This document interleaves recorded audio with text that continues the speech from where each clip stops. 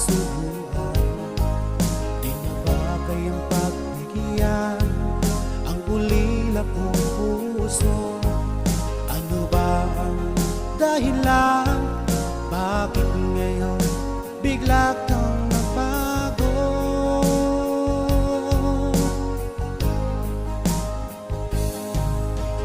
Hindi ba ba sapat ang alay kong pagmamahal?